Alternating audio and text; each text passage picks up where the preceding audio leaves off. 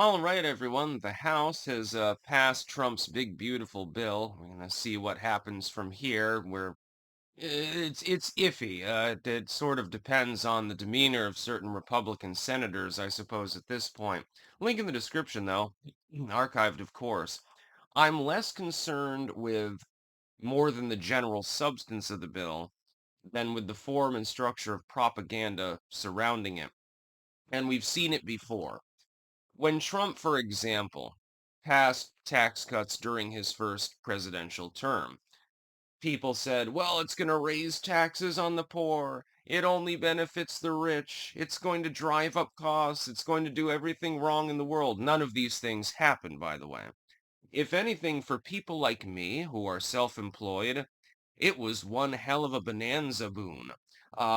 It was wonderful. I am so glad that he got reelected and that this will be presumptively renewed, by the way, through these efforts. The poor did not pay more. That it was a lie. The rich didn't pay more either. This kept costs down because business taxes went down, and it sort of made sense. It was explained to me that there was a by Chris Whalen, CPA, by the way, good man. It was explained to me there was really only one group of people that did kind of get screwed by Trump's tax plan inadvertently, and that was people who do like contracting and they buy their own equipment because all of a sudden the write-off system that would normally be employed, I believe, was absent. So it's like, hey, I got to buy a truck for my work, but I can't actually write off any part of the cost. Well, shit, I guess I'm out of a job and have to go do something else. So for them, some of them fell through the cracks, but that's a very small sliver of the population. As far as everyone else did better. It's like with people that were super poor and they don't even pay into the system. It's like, what gives? I got less back. Yeah, because the offset on your taxes that you would otherwise pay was reduced to nothingness. So yeah, of course, if you pay less out, you're going to get less back at the end of the year in terms of a rebate. That sort of makes sense now, doesn't it? You're already getting the money. You're just getting it up front. Sort of like with the child tax credit, uh, to be honest. Donald Trump doubled the child tax credit per child. And then Biden tried to, because the idea was so popular, it was funny. Biden tried to swipe the idea by simply making it front end. He effectively did what Donald Trump did with regards to tax rebates, only the popularity worked in reverse. The legacy media said little to nothing about that, by the way. I noticed that a lot of people have been studying and copying Trump's homework with regards to their position on issues. Just saying, it's happened like 7 or 8 different times just between Biden and Kamala. There's probably a reason for that. But supposedly this time we have to believe the legacy media, right? So they were completely wrong about the last tax bill that Trump passed. That's they were wrong about virtually every aspect of it, and we can prove it, by the way, with both the numbers and the physical results. So they were wrong about that completely. But this time they're totally right. It's sort of like every time Krugman is wrong, the next time we're supposed to believe him. Well, I mean, that happens like 5 times a week, dude. It happens every day almost, because he really, really loves giving his opinions. The problem is, his opinions tend to be wrong.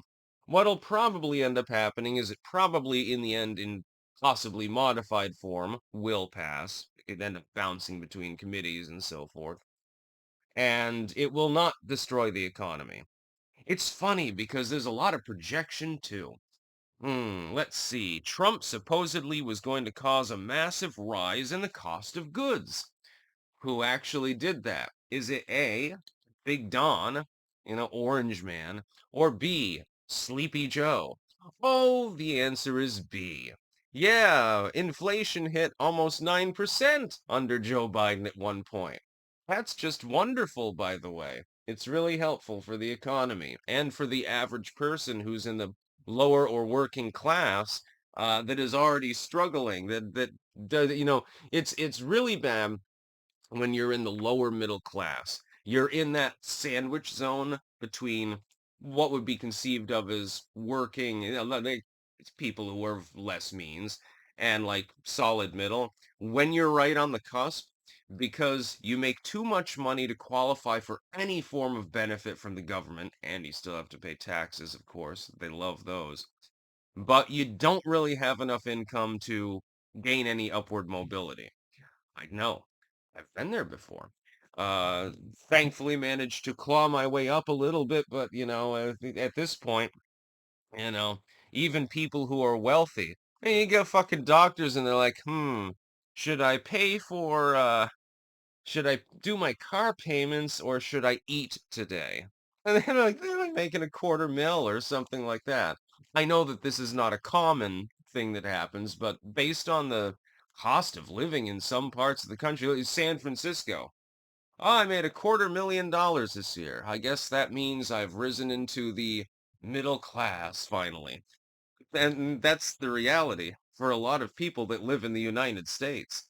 The jobs that pay more, they tend to be concentrated in places that cost more anyway. So then you've got the commuter class.